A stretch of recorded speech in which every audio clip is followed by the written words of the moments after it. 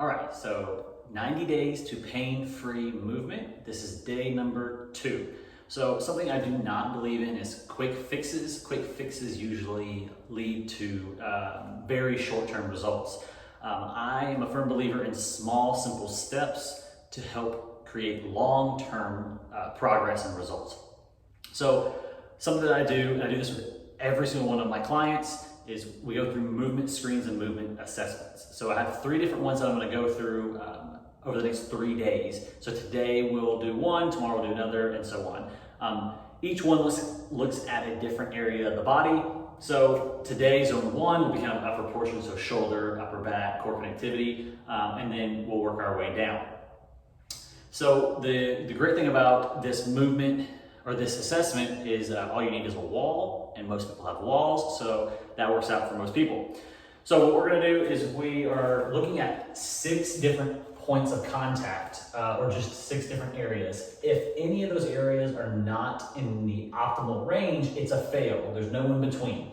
So we're going to start with our heels completely against the wall, our toes straight ahead, our butts on the wall, our upper back, and then the nodule of our head. So our chin is tucked and we're in this position. Now already in this position, I can feel my rib cage flaring.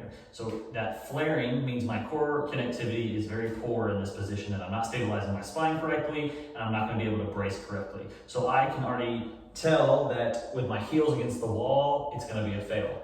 So if that's the case, then I'm going to bring my heels out 6 to 8 inches from the wall. This will make it a little bit easier for me to test the other areas. So now my butt's on the wall, my upper back, the nodule of my head. So in this position, I can definitely tell a difference already.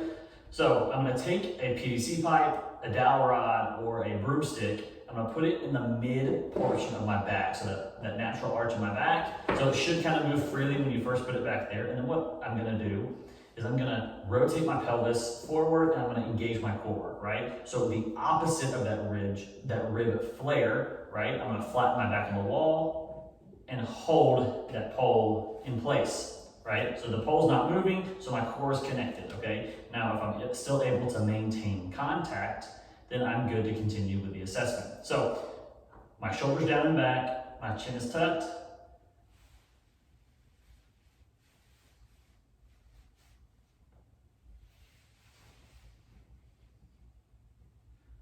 So then in this position, maintaining my chin, a tucked chin, my wrists should be flat on the wall, and they are not. I do have some limited mobility there. My elbows should be on the wall, they are, but I can definitely feel a lot of tightness and discomfort in my shoulders and in my upper back and even my mid back. The pole has not moved, and I'm still able to maintain tension, but it is not comfortable at all. My toes are staying forward, and then my heels are still about 6 to 8 inches from the wall. So I'm going to come out of it. So for me, the heels are a fail, and the wrists are a fail.